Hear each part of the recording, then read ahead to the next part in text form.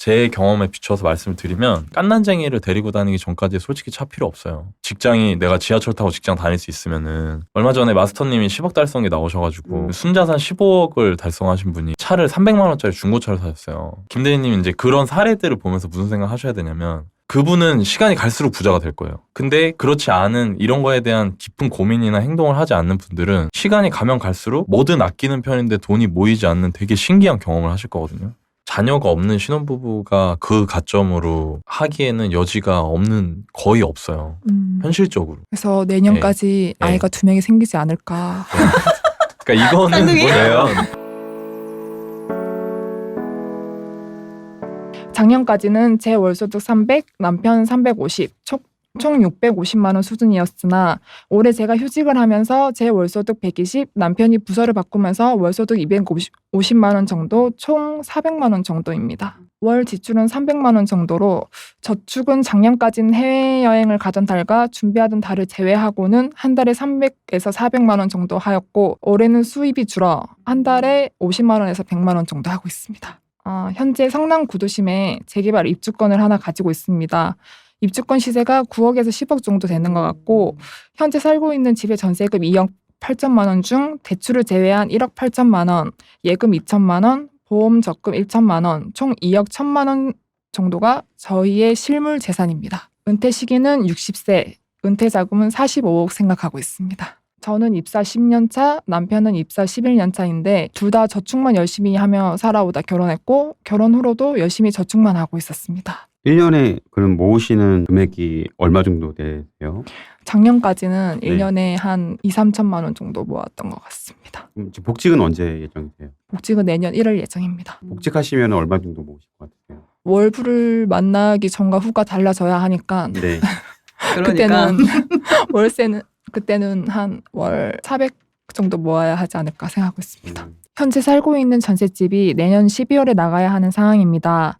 입주권이 있는 새 집은 4년 후 입주 가능한 상태인데 그때까지 전세로 살아야 할까요? 아니면 내년에 전셋집 나가면서 서울집을 매매를 해야 할까요? 뭐 사실은 지금 이제 김대리님 같은 경우는 아까 그 재개발 입주권을 갖고 계시다고 하셨죠? 네네. 예, 그럼 그게 지금 뭐 한 시세 한 9억 정도 된다고 하셨는데 지금 이거를 나중에 이걸 입주권을 만약에 본인이 이제 예를 들어 잔금 치는 시기가 있잖아요. 입주권에 대해서. 네. 그때 본인이 이제 뭐 대출 받아야 되는 금액이나 아니면은 이제 뭐 이제 그런 부분들 비용이 얼마나 더 들어가실 것 같으세요? 2억 정도가 더 들어가는 걸로 알고 있습니다. 그러면은 본인이 지금 거기에 입주하실 예정이신 거예요? 네, 지금 현재로는 그렇게 생각하고 있습니다. 아, 그래요? 네네. 그러면은 지금 만약에 서울에 내 집 마련을 한다고 하면은 네. 매매를 한다고 하면은 네.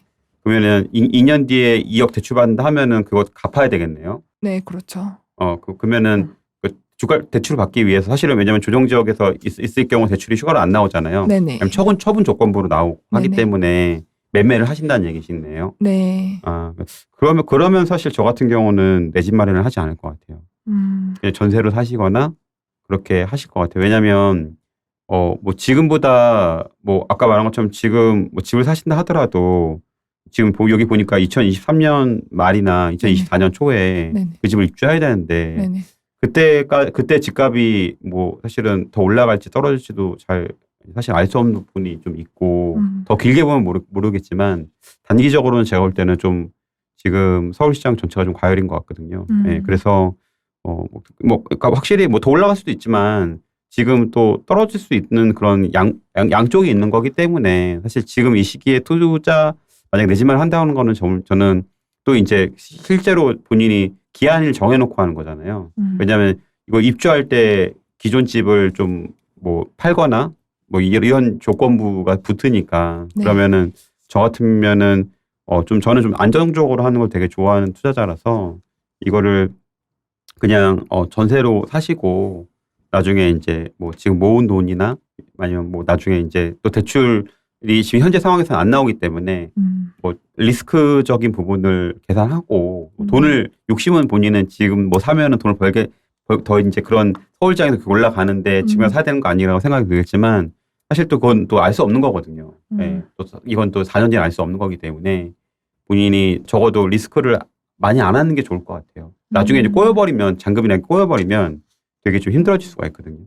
예. 그리고 아까 뭐 중간에 잠깐 쉬는 시간 말씀하셨었는데 본인이 또 비과세 뭐 이런 것 때문에 하신다고 하면 또 입주 생각도 있으신 거잖아요, 그렇죠? 네. 예. 그러면은 저는 더더욱이나 조금 거기도 이제 시세 차익이 많이 났기 때문에 세금이나 봤을 때는 입주하려는 전략이 나쁘진 않거든요.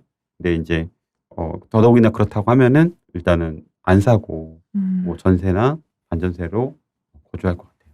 네. 제가 오래 쉬고 있어 아이가 생긴다면 내년 소득 기준으로 신혼특공도 가능하지 않을까 싶습니다.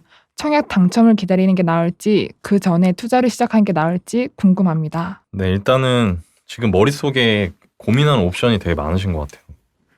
그죠?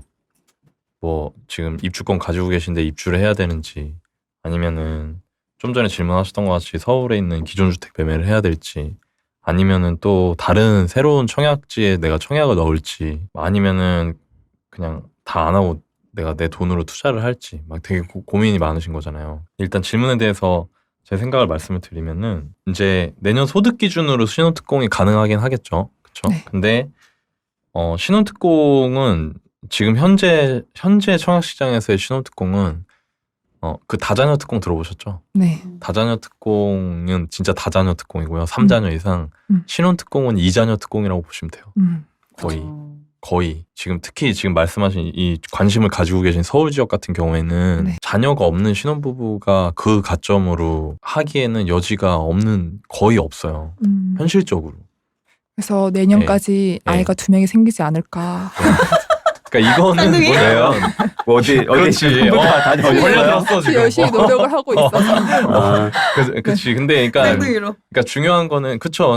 이제 자녀를 원래 자녀 계획을 하고 계시니까 그쵸. 근데 그건 별개의 문제인 것 같고요. 뭐 주택 때문에 아이를 하겠대 이런 거는 잘 모르겠어요. 저는 그거는 맞는 의사결정인지 모르겠는데 네네. 어찌됐건 간에 지금 현재 기준으로 고민 중인 옵션을 놓고 봤을 때 현실적인 가능성이 얼마나 되는지를 따져봐야 돼요. 이게 그냥 해보세요 이렇게 해서 될 문제가 아니거든요. 근데 청약은 확률이 되게 낮겠죠. 그렇죠. 그러면은 나머지 선택지는 내 집 마련 관점에서 봤을 때 좀 전에 이제 너바님께서 답변해 주셨던 기존 주택을 매매를 해야 될지 아니 입주를 할지 아니면은 입주가 환경이나 직장에서의 거리 이런 게 너무 어려우면 서울주택에서 임대로 거주를 하면서 그 입주권이 입주할 때 거기를 또 임대로 주고 이렇게 할지 이런 옵션들이 있는데 저도 청약은 가능성이 있는 건지 모르겠어요. 일단 본인 청약 가점 아세요? 네, 알고 있습니다. 아세요? 몇 점이에요? 28점입니다. 지금 서울에 나보다 지금 본인도 그러니까 지금 본인도 나 32점이야. 아니 이제 왜 새싹을 꺾어? 그러니까 지금 쌍둥이 임신 이렇게 있대잖아 가능성이. 저는 그건 안 되니까. 그러니까. 쌍둥이가 되게 낳고 싶어갖고 네, 노력하고 그쵸. 있고. 그러니까 네. 만약에 근데 그럴 수 있어요. 그럴 수 있고 아니 좋아하면 재밌다. 될 수 한 번에 있어. 빡 키우는 게 어, 나으니까. 네. 될 수 있어. 근데 저는 이제 제가 지금 김 대리님한테 시간을 내 가지고 이렇게 하는데 네네. 이렇게 뜬구름잡는 얘기 할 수는 없잖아요. 네네. 그렇잖아요. 그러니까 현실적으로 가능성이 조금이라도 높은 걸 얘기를 해드려야 되는 거잖아요. 네. 근데 청약은 그런 면에서 좀 지금 상황에서 그게 맞나? 이제 그런 생각이 들긴 하는 거예요. 그때까지 된다고 하면 모르겠는데. 왜냐면 청약을 하겠다고 그 내년까지 뭐 쌍둥이를 노력을 하겠다 해서 쌍둥이 그렇게 되면은 어찌됐건 간에 청약이 뭐 기다 아니다가 나올 때까지는 내 돈을 딴 데다가 굴릴 수가 없잖아요. 그쵸. 물론 뭐 주식이나 다른 종목을 통해서 굴릴 수는 있지만 어찌됐건 간에 그때까지는 꼼짝 말하잖아요. 그냥 아무것도 안 하는 거잖아요. 네네. 그냥 청약만 바라보고 있어야 되잖아요. 그러니까 그렇게 하기에는 그러니까 확률적으로 너무 이렇게 시간 지났을 때 되게 애매해져 버릴 것 같은 느낌이 들어서 저라면은 일단은 청약을 기다리기보다는 네네. 그리고 아예 무주택 상태도 아니시니까 입주권이 있고 여기 또 성남 입주권 기준으로 하셨으면 되게 많이 올랐잖아요. 네네. 그렇죠. 되게 많이 올랐잖아요. 그러니까 저는 너무 조급해 하시는 것보다 그런 부분에 있어서 지금 오히려 가지고 계신 자산을 잘 불리는 방법을 고민해 보시는 게 낫지 않나라는 생각이 들고요. 그리고 지금 이제 청취하시는 분들도 이런 거에 대한 고민이 되게 많으실 텐데 네네. 내 집 마련을 해야 되는지 아니면은 지금 상황에서 내가 내 집 마련이 너무 늦은 것 같은데 뭐 청약을 넣어야 할지 아니면 뭐 아예 그냥 다른 투자를 할지 부동산 투자든 주식 투자든 내 돈을 굴려야 될지 이런 거에 대해서 고민을 많이 하고 계신 것 같은데 그거에 대해서 말씀을 좀 드리려고 해요. 내 집 마련과 투자는 되게 극명하게 다른 거예요. 장단점이 되게 명확하거든요. 그러니까 내 집 마련의 장점은 어떤 것 같으세요? 지금은 김대리님께서 내 집 마련에 대한 약간 제가 보기에는 네. 약간 어떤 놓지 못하는 끈 같은 느낌이 있거든요. 제가 보기에는 서울에 내 집 마련을 해야 된다는 그런 마음이 느껴져요. 저는 네네. 내 집 마련을 했을 때 본인이 원하는 게 어떤 거죠? 그러니까 제가 직장 가까운 곳에 네. 서울에 자리를 잡아서 네. 제 아이를 안정적으로 키우고 싶은 마음이 커서 성남은 일단 제가 직장에서 네. 멀거든요. 네, 1시간 정도 네, 거리가 네. 돼서 아이를 키울 수 없을 것 같아서 사실 지금 제가 좀 아이 생각이 좀 많은 상태라서 그쵸. 네, 네.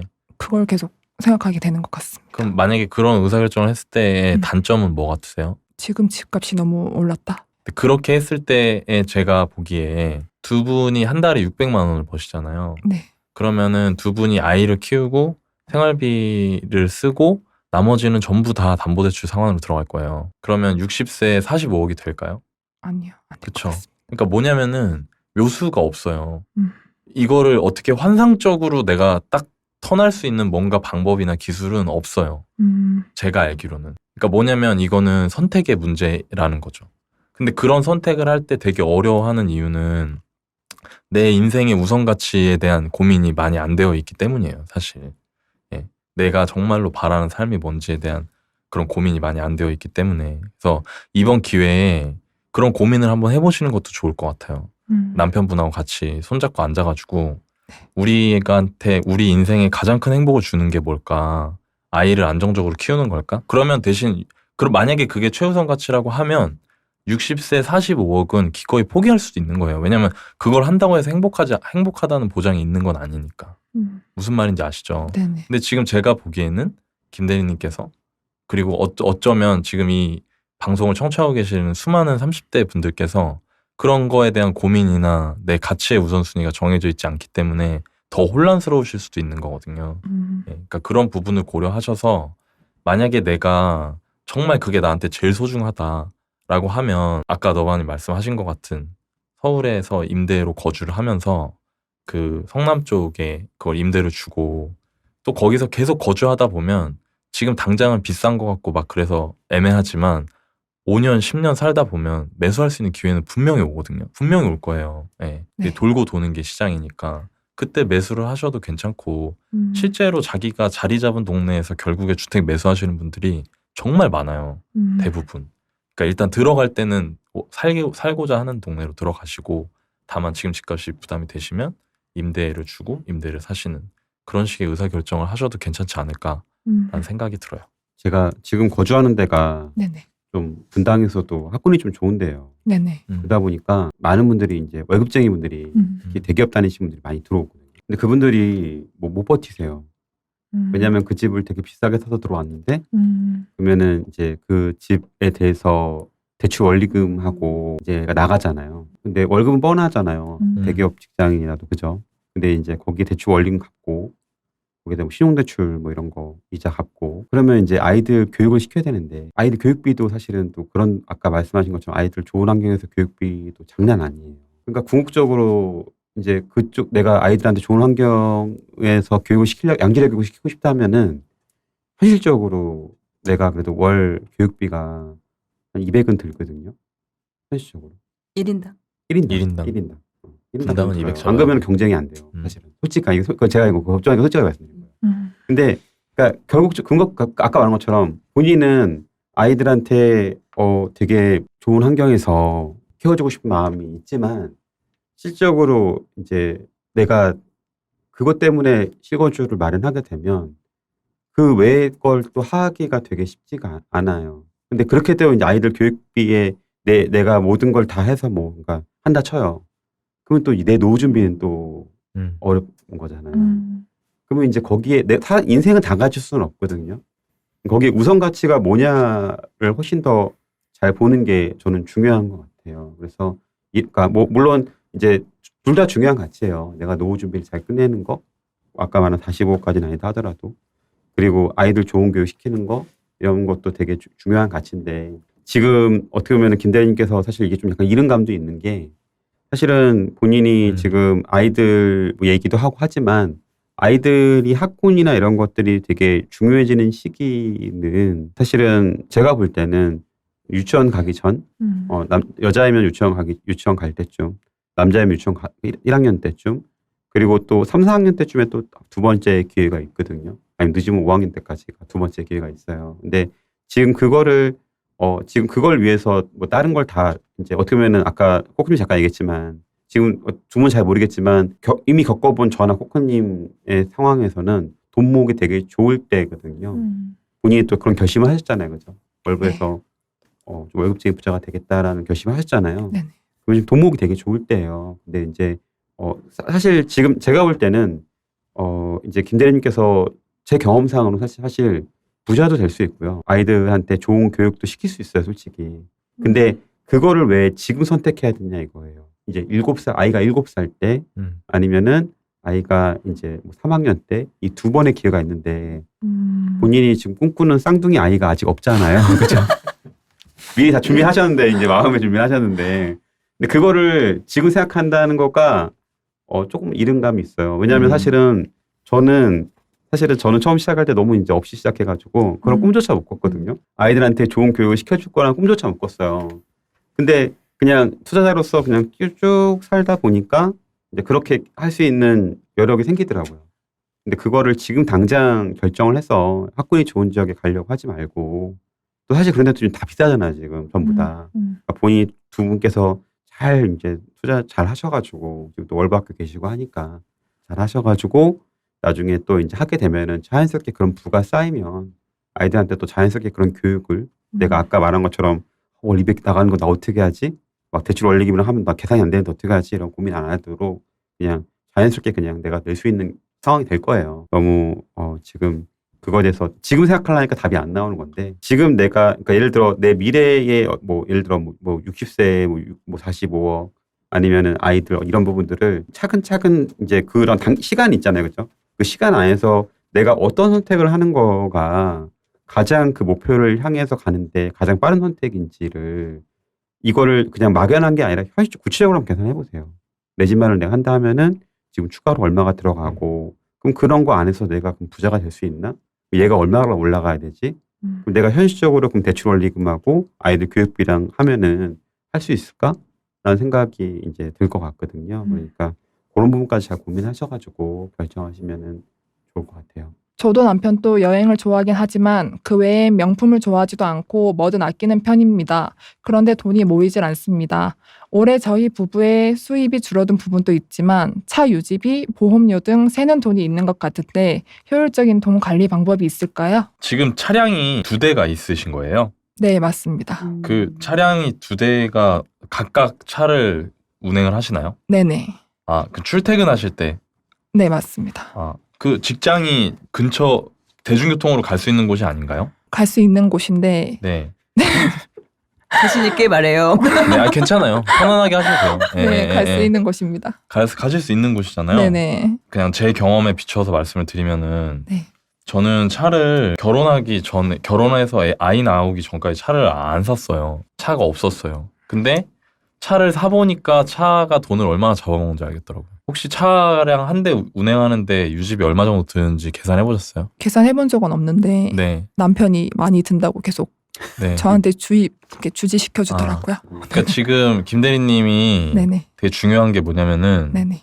여기 월소득, 월지출 뭐 이렇게 지금 좀 전에 소개를 해주셨잖아요. 네네. 근데 지금 다 너무 뭉뚱그려져 있어요. 그러니까 이거는 뭐냐면은 저는 이거를 보는 순간 어떤 생각이 들었냐면은 각각 항목별로 주요 지출 항목별로 본인이 얼마를 지출하고 계신지도 파악이 안 되어 있으신 것 같은 느낌이 들거든요. 네. 근데 이렇게 되면은 이제 계획을 세울 수가 없어요.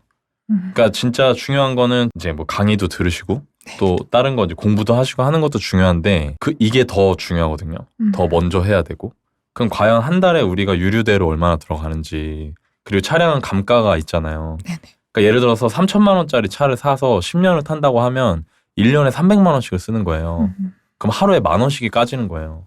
내가 하루에 10,000원씩 쓰고 있는 거예요. 그 차를 사람들이 착각하는 게 나 차 주말에만 타는데 나 기름값 주말에 하는 거 얼마 안 드는데? 라고 말하지만 그거 자체가 이미 감가가 계속 일어나고 있는 거거든요.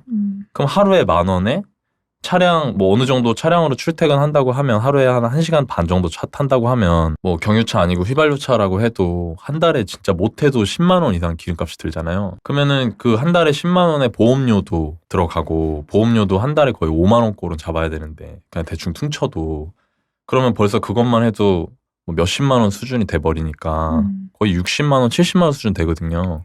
근데 그거를 지금 두 분이 차량을 2대를 그것도 대중교통을 통해서 출퇴근이 가능하신데 쓰고 있다라고 하는 거는 제가 보기에는 새는 돈 정도가 아니고 그냥 돈을 땅바닥에 버리고 계신 것 같은 느낌이 들거든요. 너무 아까운 돈을.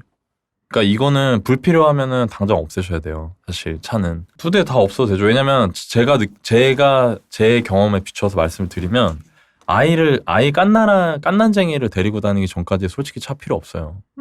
그렇잖아요. 직장이 내가 지하철 타고 직장 다닐 수 있으면은 별로 그렇게 의미 없거든요. 제가 되게 기억에 남는 게 얼마 전에 마스터님이 10억 달성에 나오셔가지고 지금 순자산 15억을 달성하신 분이 차를 300만 원짜리 중고차를 사셨어요. 그러니까 이게 뭐냐면은 김 대리님 이제 그런 사례들을 보면서 무슨 생각 하셔야 되냐면 그분은 시간이 갈수록 부자가 될 거예요. 근데 그렇지 않은 이런 거에 대한 깊은 고민이나 행동을 하지 않는 분들은 시간이 가면 갈수록 여기 질문하셨던 것처럼 뭐든 아끼는 편인데 돈이 모이지 않는 되게 신기한 경험을 하실 거거든요.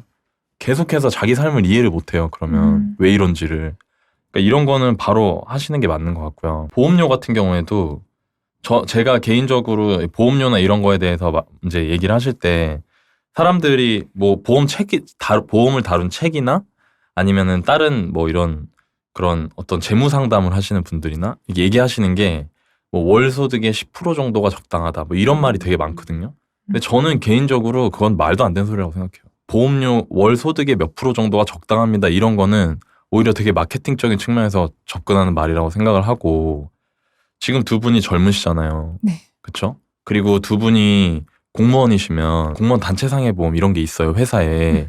그러면 사실 의료보험도 지금 당장 필요가 없고 그렇죠? 그러니까 병원 가면은 회사에 청구하면 병원비 다 나와요. 그거 아셨어요? 아니 몰랐습니다. 그러니까 그런 게 있어요. 그러니까 네. 지금 회사 가서 한번 알아보세요. 네. 저희 직원들 대상으로 이렇게 하는 게 있는지 회사에서 직원들 대상으로 사내 복지 프로그램으로 운영해가지고 병원비를 보장해주는 프로그램이 있는지 그런 걸 알아보시면 사실 의료보험도 당장 필요도 없으시거든요. 그러면 사실 뭐 사망을 담보해주는 상품 월 뭐 2만 원, 3만 원짜리 정도면 충분해요. 지금 30대면은. 그러니까 보험도 너무 많이 드시면은 의미가 없고 남들이 하는 얘기 뭐 5% 10%는 들어야 된다. 그런 거는 없어요. 그런 건 없고 지금은 정말 한 곳에 완전히 집중하셔야 될 때거든요. 제가 그래서 조언해드리고 싶은 건 뭐냐면은 다 없앤다고 생각을 한번 해보시면 좋을 것 같아요. 이걸 아껴야지 수준이 아니라 차가 기름값 아껴야지 뭐 해야지 정도가 아니라 이걸 다 아끼셔야 된다는 생각이 들어요. 왜냐면 은퇴자금을 45억을 생각하고 계시다고 하셨잖아요. 그럼 60세 지금 김 대리님께서 나이가 30대 초반이시니까 대충 30년 잡으면 1년에 얼마씩이 쌓여야 되죠? 45억 모으려면? 1년에 한 1억 넘게. 1억 5천이잖아요. 1억 5천. 그죠? 그거 돈 하나도 안 써도 모을 수 있어요? 아니요. 불가능하잖아요. 네네. 그러니까 지금 불가능한 목표를 차를 2대를 굴리면서 하시겠다는 거는 그냥 말이 안 되는 거예요. 예, 그러니까 지금 당장 필요하지 않은 거는 과감하게 줄이는 수준이 아니라 과감하게 없애는 시도를 하셔야 되지 않을까라는 생각이 좀 들고요. 그리고 이제 마지막으로 말씀드리고 싶은 건데 월 이제 370만 원 정도의 소득인데 네. 지금 현재 수입이 줄어서 50에서 100만 원 정도라고 하면 네네. 지금 한 달에 대충 평균적으로 300을 쓰시는 거예요. 네. 그 두 분이. 저는 이거 되게 많은 것 같거든요. 예, 200만 원 안으로도 살 수 있어요. 사실. 네. 충분히. 그러니까 지금 그렇게만 되면 1년에 1200이고 1200이 복리로 불면 되게 무서운 돈이 되거든요. 그러니까 지금은 아까 말씀드린 것처럼 세부 항목별로 다 쪼개보셔야 돼요. 그거부터 하셔야 돼요. 지금 뭐 투자책 보고 공부할 때가 아니에요. 네. 그거부터 다 쪼개서 내가 한 달에 얼마씩 쓰는지 내 두 눈으로 똑똑히 보고 그거 되게 고통스러운 작업이거든요. 그게 저도 그랬고. 네. 근데 그 작업을 하시고 그 중에 줄이는 게 아니라 아예 없애버릴 것부터 빨리빨리 없애시는 게 낫지 않을까라는 생각이 좀 들어요. 아니, 한 달에 3, 400 정도만 저축을 한다 하더라도 굉장히 좀 훌륭하게 잘하는 거 생각하거든요. 너무 잘하는 거 생각해요. 대신에 이제 지금 당장은 이제 뭘 줄여야 될지 잘 몰라서 그런 부분이 있는 것 같고 아까 말씀드린 것처럼 가계부를 쓰시거나 하시면은 네. 그리고 이제 다시 말씀드리면 이제 안 써도 되는 것들을 지워 나가시면 아마 충분히 잘 이제 이제 돈이 여기서 빠져나갔었구나라는 것들을 아시게 될 거예요. 근데 여기서 만약에 이제 본인이 돈을 더 모으고 싶은데 차를 한 대 정도 정리하셔도 괜찮을 것 같아요. 한 대만 가져가셔도 네. 뭐 한 분은 또 이제 뭐 지금 코로나라 애매한 부분이 있지만 뭐 앞으로 괜찮아지면은 지하철을 이용하시고 굳이 이렇게 차가 필요한지를 잘 보시고 아까 말한 것처럼 뭐 감가상각이 이런 부분이 있기 때문에 내가 하루에 10,000원씩 지금 나가는 거잖아요. 거기다가 이제 예를 들어 주유비나 뭐 따지면은 하루에 15,000원, 20,000원 이렇게 나갈 수가 있거든요. 그러면은 차라리 그거를 내가 뭐 버스 타고 다니다가 필요할 때 택시를 타는 게 훨씬 더 싸요. 그렇지 않을까요? 정말 필요하면 렌트를 한다거나 요새 소카 같은 거 잘 돼 있잖아요. 네. 그런 걸 이용하시는 게 아마 훨씬 더 쌀 수도 있어요. 그리고 요새 젊은 사장님 같은 경우는 뭐 타다 같은 거 많이 이용하거든요. 차 안 사요. 타고 다니면서 왜냐면 그렇게 차 사가지고 끌고 다니는 것보다 타다 사면은 그 기사분이 운전도 해주시지. 내 그 안에서 일도 할 수 있지. 그렇게도 많이 하시거든요. 젊은 CEO분들 같은 경우는. 그러니까 굳이 내가 차를 소유한다는 거는 약간 옛날 사고방식이 아닌가 이것 또한 라고 생각이 좀 들어요. 결혼하고 가장 돈 모을 수 있는 가장 최고의 시기는 바로 그 신혼 때 아이 있기 전에 그때 가장 피크였던 것 같아요. 근데 저 또한 맞아. 그 당시에는 둘이 좋다고 쓰고 다니더라고요. 별로 보지 못했지만 돌이켜보면 그때 가장 좋을 때가 아니었나. 또 주변에서 다 그렇게 얘기를 하더라고요. 왜냐면 아이가 생기면 그만큼 지출을 또 줄이기가 또 지금 둘이 살고 있음에도 지출 줄이는 게 쉽지 않잖아요. 네네. 거기다 이제 아이까지 생기면 그땐 더 힘드니까 오히려 지금 두 분만 계실 때 좀 네. 줄여보시는 게 미리 좀 습관을 잡는 것도 괜찮을 수 있을 것 같아요.